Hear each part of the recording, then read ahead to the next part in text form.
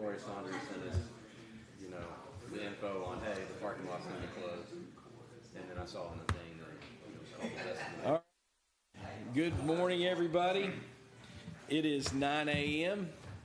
and we will start our work session for September here. If you would join me in the Pledge of Allegiance. Let us pledge. I pledge allegiance to the flag of the United States of America and to the republic for which it stands, one nation, under God, indivisible, with liberty and justice for all. Appreciate being here with us. We have David Livingston's en route, and Mr. Ellison is joining us virtually, and then Mr. Wallace could not be with us this morning with a conflict with his work schedule, this being a kind of rescheduled event. So this is a great morning to talk about what we're going to talk about. Very timely.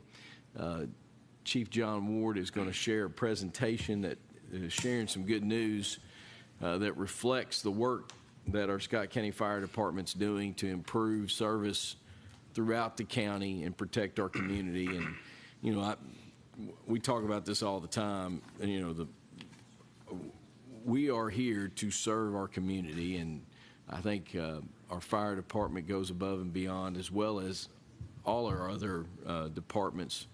But this is a national service that does this ISO rating and classification, and it just demonstrates the positive work that's going on to serve our community. And so I'm going to turn it over to John, and John has a presentation, and then we'll open it up for questions and answers. But I appreciate the work that's gone into this from your team, and I know it was a team effort, and appreciate it very much, John. Yeah, Judge, Magistrates, good morning. Thank you all for having us here today. And like the judge said, this review, this evaluation, it's a team effort, which involves you all as well, because without your all support on being able to provide us, whether it be with staffing, whether it be equipment, apparatus, that all comes into play here, and you'll see it as we go through here. But, just want to, again, thank you all for letting us present this. It's great news. And also, before I get started, I'd also like to take the time to thank Captain Barnett, who prepared this presentation, to help me a lot with this. And, again, a lot of people at the fire department was involved with this. So, basically, it was November, December when we were contacted by the ISO that basically they would be coming in. So they give you, usually 60 days to start gathering the information that they're needing. They'll provide you with what they're going to be looking for. So we were notified around November last year. And then January of this year, that is when they actually came into the department and went through the evaluation part. But our last evaluation, the county's last evaluation, is 2016. Usually they're on a 5-year schedule, so every 5 years you can be evaluated by ISO. But it was 2016 since the last evaluation. John, do you care to share for those people that might be watching the stream what ISO stands for? It's the Insurance Service Office. And it's a company, or it's a group that basically they go out and evaluate fire departments, and basically they're looking for, how they, the fire suppression rating, and basically how they, and it's not just, and we'll go through this, but there's 3 different areas that they're looking at, and again, it's a community evaluation. Gotcha. Thank you. But it's Insurance Service Office. Okay. But yeah, they came in January, and the ISO, they collect and evaluate information from communities across the U.S. And again, it's their structure fire suppression capabilities, like how, and which in turn, this information is then given to insurance companies to help them determine, and set their fees and what they're going to charge a homeowner or a commercial business for their fire insurance. But the data is analyzed, and Chip, if you want to move to the next slide. But their data is analyzed using the fire suppression rating schedule. If you see the FSRS, that's kind of what it's talking about. And then a public protection classification, which PPC, when you see that. So basically, a grade is assigned to the communities once the evaluation is complete. Again, it's a national standard that grades how well communities can suppress fires, is what it's all about. It evaluates 3 areas. The one is emergency communications, our dispatch center. That's evaluated. The other area is the fire department operations. That's evaluated. And then also the water supply system in the community is evaluated. So it's those 3 things that are looked at in this ISO review. The scale goes from 1 to 10, 1 being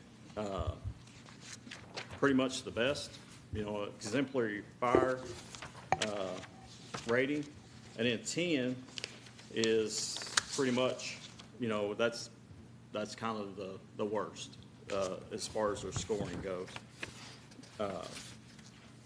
But, in general, like I said, the price for fire insurance in a community, if you've got a community with a very good PPC grade versus a community with a lower, poor PPC grade, such as a grade 10, that's where your insurance is going to reflect the difference. You, in a community with a good PPC grade, should have a lot lower insurance rates versus a community with a higher PPC grade.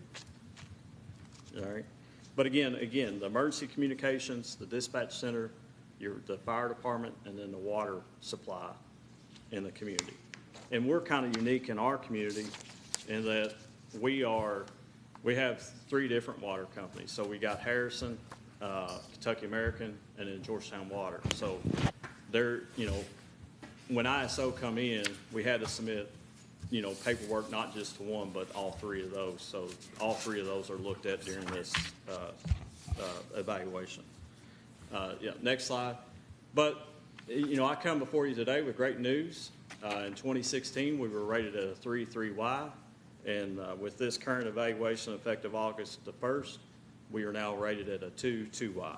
We're basically considered a split county, and that is, it's great news for us. It should be great news for the county government and for our community, and also for the future growth of our community. But this reflects years of investment and dedication by the department and by you, the fiscal court, like I mentioned earlier. Without your all support on funding the needs that we need funded, there's no way we could do this. So, thank you all as well for your all support in funding those needs.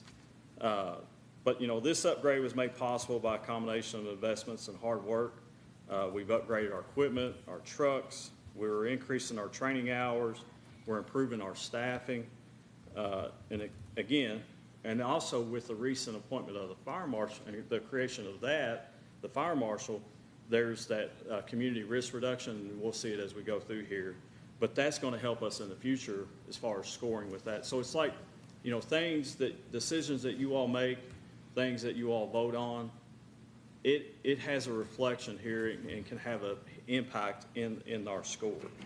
But it's like I said, it's great news that we are now moving from a Class 3 to Class 2. Again, this not only for our department, but for the community that we're serving here. Next slide, Chip. So this slide kind of gives you some explanation of the split classification. And what we're talking about here is, the 2.2Y, the first number reflects classification of properties within 5 road miles of a fire station and within 1,000 feet of a water source, rather basically considered a credible water supply. So that's the first number. The second number, with either the X or Y designation, applies to properties. They're within the 5 miles of a fire station, but they're beyond 1,000 feet of a credible water supply. So that's where the split classification comes in. There are some areas of the county where it may be past the 5 miles of a fire station. That's going to be still a Class 10. So, if you're in an area within that 5 miles of the fire stations with 1,000 feet of a credible water supply, then you're a 2. So that's kind of how that split classification breaks down. Hey, Chief, Yes, sir. what's it says it could be an X or a Y. Ours is a 2Y. What's the X stand for? The X is within that, say you're in a 5 to 7 mile, say you're past the 5 mile from a fire station, but have a credible water supply, that's where your X comes in. Thank you. Yeah. Got it. And they usually range it from 5 to 7 miles is the ISO thing. Next slide, Chip. This kind of further explains the breakdown of what we kind of talked about earlier. Communications, the dispatch center, shows you 10 points is awarded for that. It kind of breaks that down as far as emergency reporting, telecommunications, and then the dispatch circuits. The fire department consists of 50 points of the overall score, and that shows you kind of the breakdown of what areas within the fire department gets awarded certain points. And then again, water supplies, 40 points of this evaluation. Again, the breakdown of that, again, so that's kind of, like I said, this is not just, a grade for the fire department, but again, this is a community-wide deal here. And those areas play the roles in that.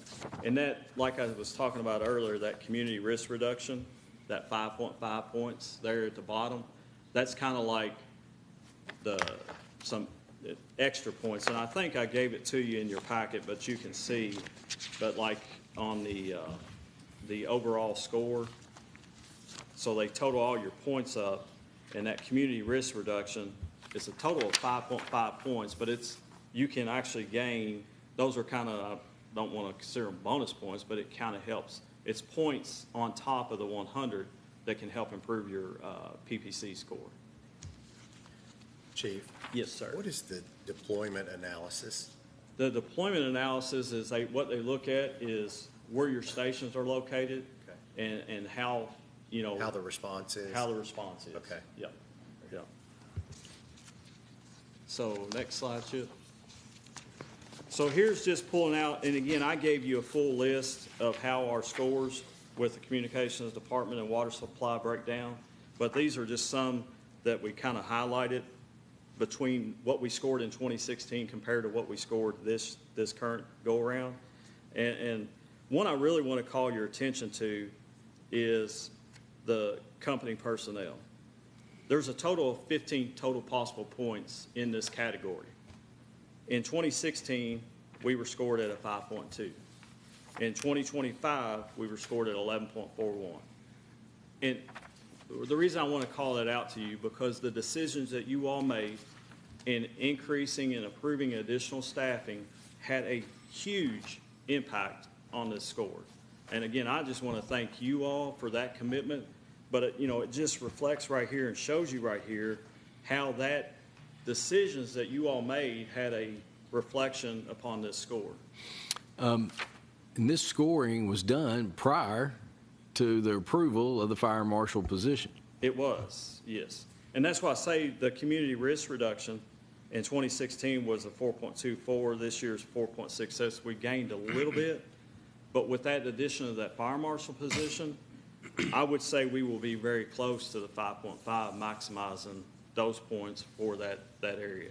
Because we're now sending, Fire Marshal Cromer out to do these business inspections, getting these pre-plans completed. So those are going to have an impact on this score as well. But again, I just want to thank you all, and just, decisions that you all make, it does have a definite impact on this overall scoring. Next slide, Chip. So this is the current numbers that we could get from ISO is the 2023. So it just kind of shows you this breakdown is countywide or countrywide, the U.S., on how many departments are at a Class 1 rating or a Class 2 rating. So, this is something we should be very proud of, and comparing us countywide, or country, across the U.S. on, you know, where we rank as a fire department, where we rank as a community, county government. You know, this, and I think, this is my personal opinion, that this as well as a community will help us attract, you know, say a business is looking to relocate or come into a different community, you know, they're, I would venture to say, would look at this versus if they're looking at a community that may be in a class 7 or class 8 versus if they could go to a community being class 2, that's going to affect their insurance that they're paying for their business. So to me, I think it will help us attract future businesses down the road as well. And it's something, again, we should all be proud of. I know we're super proud of it. And next slide, Chip. This shows you the breakdown of 2023 numbers for departments in Kentucky. So, you know, we're right there, you know, among the top of fire departments in the state of Kentucky. 56, the 2023 numbers.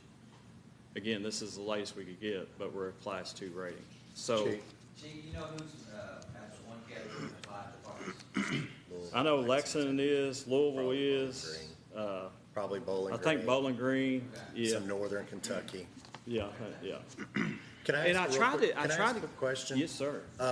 Does ISO give a breakdown on this between city and county?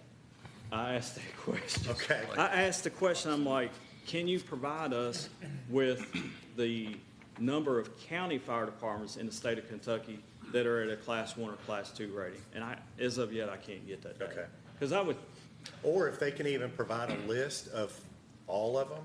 Right. I mean, I could, or whoever could Yeah. look through and determine whether it's county or city. Yeah, But but I I don't did think, ask that there aren't a lot question. of county fire departments that are full-time anyway. they're not. I'd be interested in how many of those there are too. Because I think we were one of the first way back in the day, before any of us were here. Right.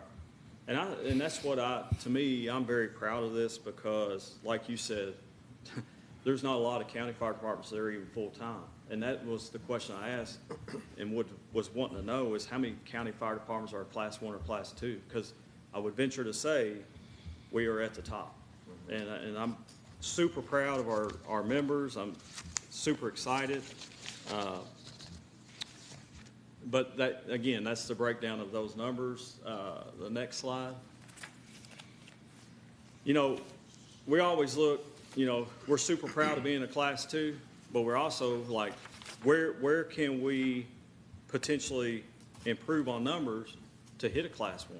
You know, I always think, you know, we should never stop trying, you know, and we've identified, you know, areas of training that we can do different things in training, increase the number of hours or do different, we've already had those discussions. So we're looking at areas where we can grow, improve our department, plus it's going to eventually improve this scoring. So, you know, on personnel, you know, being able to put more personnel on, the deployment analysis, looking at, as this county continues to grow, looking at where we could locate a new station. You know, so those are all areas that we're looking at. We're trying, you know, in the department to try to help improve this score that we already have. And like I said, we're super proud of this, but we also don't want to stop here. We want to continue to try to do things that's going to better help our department, help us be more prepared, that in turn will be able to provide a better service to the citizens of this community. But in closing, I just want to thank you all for your continued support for us. I can't repeat it enough. Without your all support, this couldn't be possible. Without decisions that you all make, this couldn't be possible. This is a team effort. Our members there at the department work super hard, super proud of them. The investments that you as a fiscal court make on a day-to-day basis, you know, the support of our community, that plays a role in this as well. You know, the dispatch center, we thank them for submitting all the documentation that we requested. That score reflected, and the 3 water companies that I mentioned, we appreciate their support, their continued improving their things, again, reflect this score. So this is a huge team effort. We're super proud to now be a class 2 ISO rating. To me, it makes Scott County safer, stronger, and a better, you know, prepare us for the future. So I appreciate you all and thank you all. I did provide you all with the actual ISO letter that myself and Judge Covington received, and also kind of provided you with basically the summary breakdown that shows each of the categories within the communications department and the water supply and how we were scored on each. But again, thank you all for your support, and if you have any questions, I have a question. Yes, David sir. Livingston. How many points how many points to be a Class 1 Okay. versus a Class 2? Yes. So basically, to hit a Class 1, you've got to be 90 or more. 90 or more, okay. Yeah. So we are currently, at 83.40.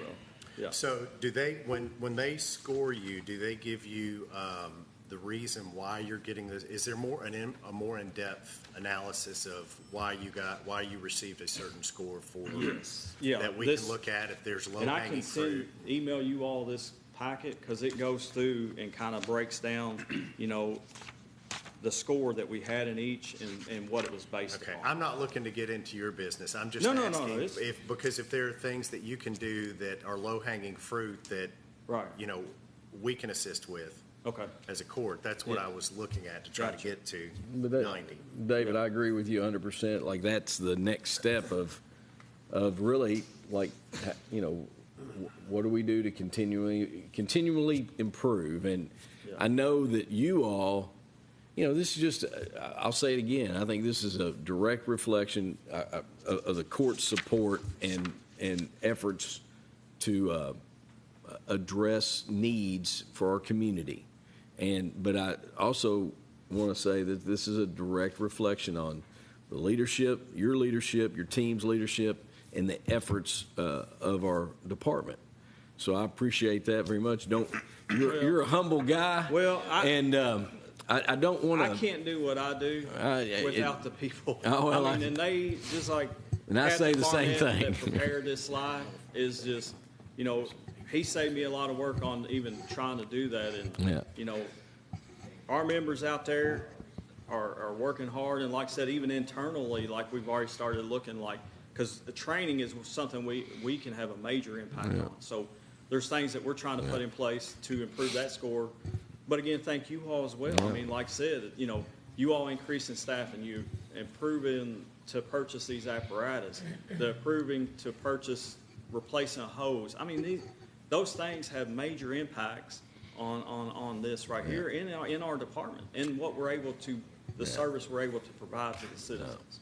So it's such a huge team effort that I can't do it without that. No. What other comments? David Livingston? On the letter from ISO on page 7, what does divergence mean? That is something that I don't 100% know the answer to.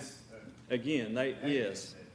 I can find that question out, but it's been on every, Back with that community risk reduction. Well, but it deducts beside our it, there's no- points. It doesn't show any credit available. It's like you got dinged for something that you Yeah. can't get credit for. I will find the answer out to that. I think I've heard it before, but I don't want to sit here and say because I could be wrong. It seems like I have asked that question before. Because in 2016, that's the last time the county got evaluated. That was also the last time the city got evaluated, and I was a part of that. So this is my second time going through an ISO evaluation. But some reason it seems like I do know that, but I just cannot think of it right. But I can find that out. Yes. I guess so. Question, Rob Yeah. Jones. Chief, I just want to say thanks for this presentation. I've sat through several of these, being down Stamp Ground stuff, heard them before, and that's probably, I understood more today than I ever have when it comes to this ISO, so Yeah. thanks for all that information. I appreciate you. And my second question, David, like, if we get to that 90, with you being in insurance, could you kind of give us, It's not a Huge. huge difference from 1 to 2. but it does save people money. Well, depends on the carrier, depends on what their losses are. Gotcha. I mean, there's more. There's a lot of things there. Fire is a minuscule risk on the insurance side. It is hail, wind, things like that are straight line Worse. winds, tornadoes, hail, that where all the losses come from. I mean, hail Did you say water, Kelly? $12,000 Yeah. to $13,000 roofs on a regular basis in Kentucky now. And straight line winds. I mean, there's even a slight tornado watch for tomorrow that we've already started looking at, trying to figure out where that's going to be, and so we let our clients know. But if you go from like a 7 to a 2, that's huge. But to go from 2 to a 1 is not anything that's. I would venture to say that it probably would not save hardly any money. Very low percentage. But the value, But the value is the saving of property and life and all of that. I mean, that's And it the does value. help to attract those businesses. oh, I think so, and I think it's a concrete representation of the professional approach that our fire department has. So, And this is not to do with the ASO, but like the staffing at this point with the recruits you just had, where are we at on that? so you've got your 11 recruits on trucks. Our unscheduled overtime, I hope, is going down. It is, yes. Now, But- we still incur a little bit because those Oh, yeah, there was a 11 gap. are enrolled in EMT school, so on Tuesday, Thursday nights, if they're working, well, we got to pay them if they're off, but if they're working, we got to get them off the truck, and if, depending on our staffing, we may have to bring in some overtime to cover that time while they're in EMT school. But as far But as yes, it's gone down. as far as overall staffing on firefighters, are we fully staffed as we are budgeted? We are fully staffed, and we have, you all approved those 4 provisionals. We have 1 provisional left. So one. The end of this month, we've got a guy that's already told us he's going to be retiring. Once he retires, we'll have no provisionals. So- we'll be fully staffed, but with those 4 provisionals won't be. And along those same lines, yesterday, you all did interviews of 4 applicants for an open battalion chief position. You'll be sharing information about that. Don't you anticipate another possible battalion chief opening? Have you? Yes, that one that's retiring at the end of So have you September. officially been notified of that at this point? Well, not official, but. Okay. But you anticipate it? Anticipate. All yes. right. Yeah. And then once you get official notification, Jeff and you will Yes. post the other one Yes. and go from there. Yeah. All right. What other questions? Anyone? Are you going to put this on social media? Yes. Yeah. I think we ought to try to do a little press release and put it on social media and share it with Mike Scoggin, and so people know the good news. But definitely want to bring it to you all first and share it with you all. And just No. with schedule-wise, just trying, it No. went effect August 1st, but we just now had the opportunity to present it to you all. All right. Appreciate it. And then update on the apparatus while you're standing here. I know ladder truck's the first item that's hopefully going to be. Yes, so we are tentatively on the schedule to leave September 30th to go down for the final on it. We've been getting weekly updated pictures showing the progress of it being built, but we're scheduled tentatively September 30th to go for the final on it. September 30th. September 30th.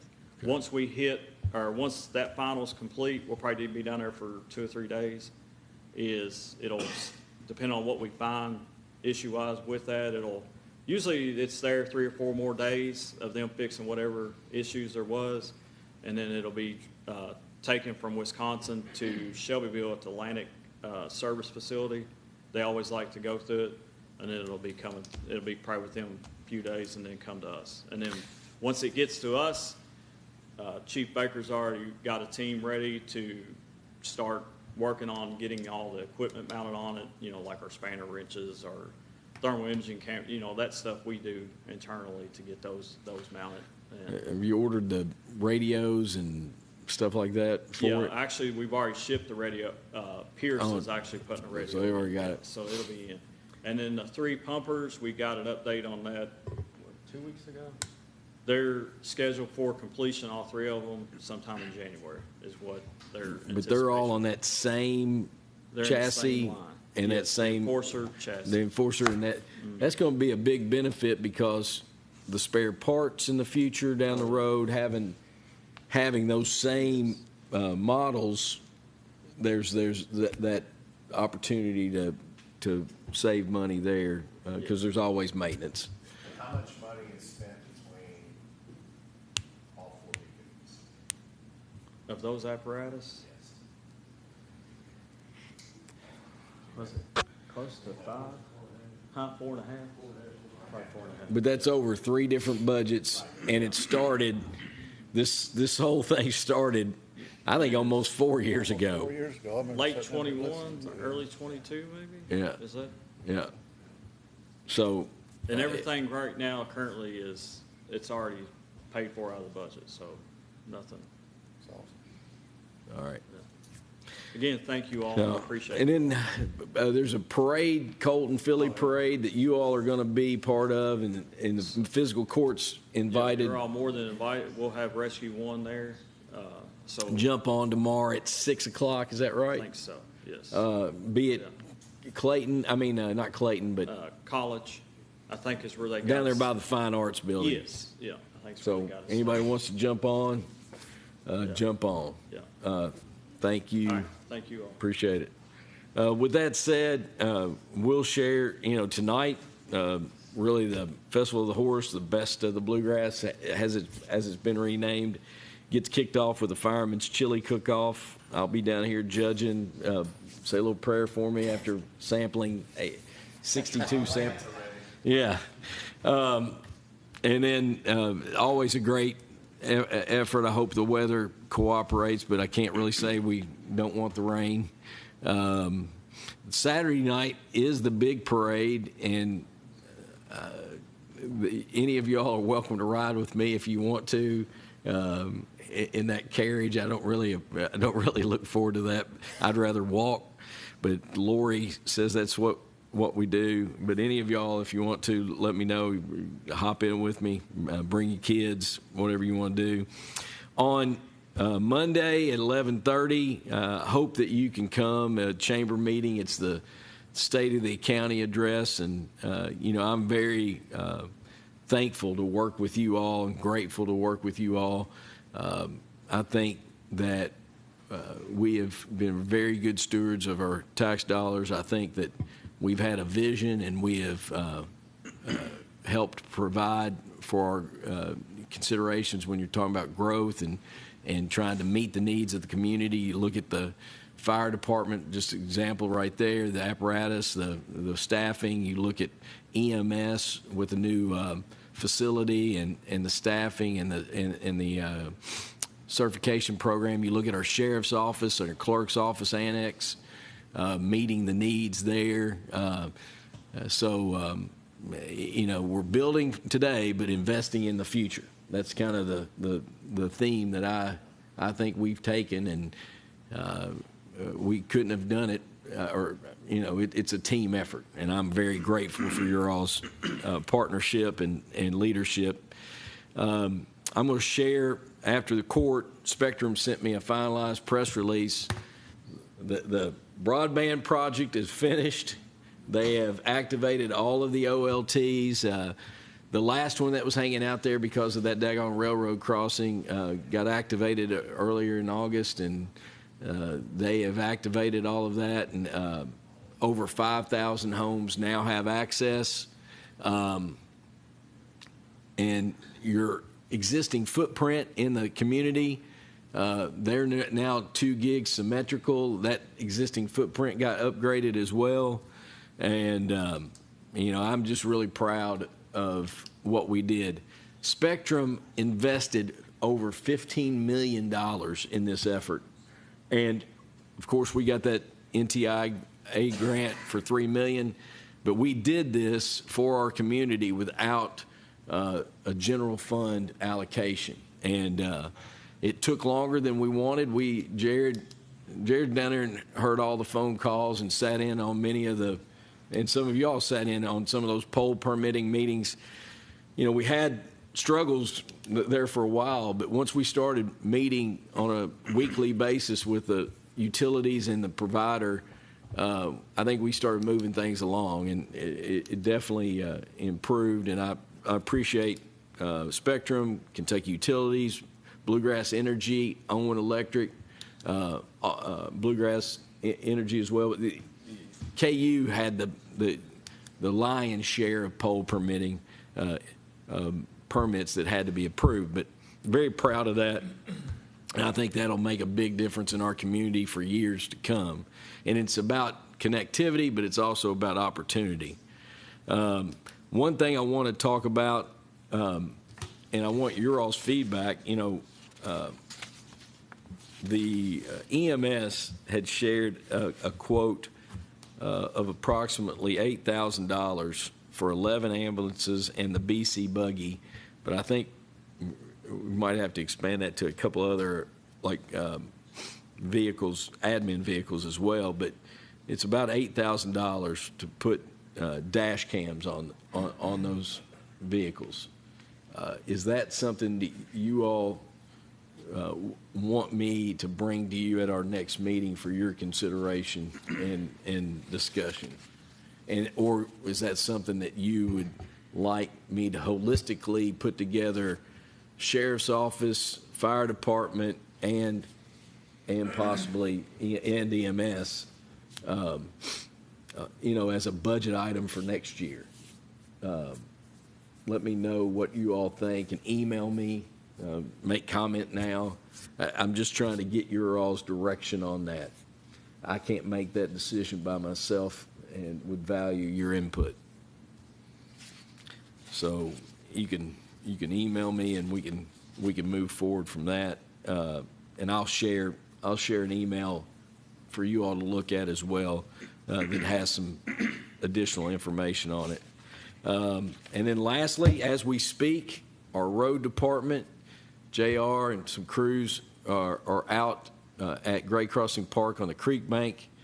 There's approximately 20 staff members from Kentucky Fish and Wildlife. And I think there might be some other volunteers out there, but they're doing, even in the weather, they went on, they had approached us about partnering on a creek bank cleanup all the way from Canewood all the way down to Gray Crossing Park. And they've got, I'd say we have close to 30 or 40 people out there doing a creek bank cleanup. They have boats, and I'm going to go out there after this meeting and just check in and see what's going on. But I think that's a very positive thing to clean up that creek bank from all the way Canewood down. Bill Burke will be proud.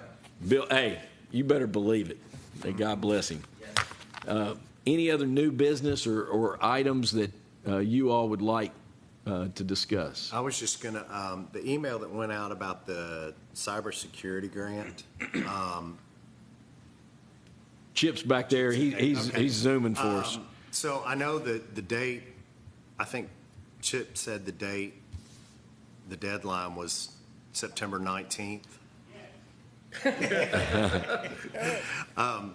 Do we need to wait till then? I mean, because this is really under, what we're required to vote on, and I think it's a great idea, and you're probably not talking about any more than $5,000 would be our matching grant, our matching portion of the $10,000 grant. He's from the class. So Chip, I guess the question is, do you need, is looking at it next Friday going to give you enough time to put everything together? I've got it all together. You've got it all together, okay. I just need permission from you all to apply for it. Okay. So if we apply by the 12th, if we approve it on the 12th, I just want to make sure no, you and have time. I'm glad you have. And then JR is also working on a couple KYTC. It's KPPP and then LERP. It's some road grant You money. mind to tell us what all those acronyms are? I can't, but JR's working on those. And then the bids for Mount Horeb and North Race Fork are advertised. They are out, I think, September 9th at 2 o'clock, I think, is when we'll open those bids and hopefully get those projects started soon to get those roads and bridges back open. So, those, when you're dealing with grant money and you're dealing with environmental, you're dealing with engineering, you're dealing with the archaeological, all those pieces, it takes time to get that stuff approved, but it is out to bid, and hopefully we'll get some good bids back on that and get those roads and bridges back open and safe. Any other questions or comments? Judge? Yes. Save the date, Saturday, October 18th is the Super Cycling Day for Toyota. So, What day? Saturday, October 18th. so. We'll do some social media flyers and push it on. And Toyota is a huge partner here, and Toyota's costs and they've sent us just a kind of a letter sharing some data. I want to propose approving on the 12th some additional funds possibly to go towards just as a gesture of, hey, Toyota, we see what you're doing for our community. I think we ought to look at some additional funds. And if you'll share that email and then make a recommendation, I think it's wise. If we had to do it on our own, it would be a significant general, close to 100,000. Right now, we're putting in, each city and the county each put in 10. We're getting a pretty good partner. We're getting a really good, they're a great partner, and When I send the graph, you'll see it. yeah. So I think it'd be wise of us to, a good gesture to consider some additional funding, just in considering that. If there's no other business, then we will adjourn our meeting, and thanks for everybody's time.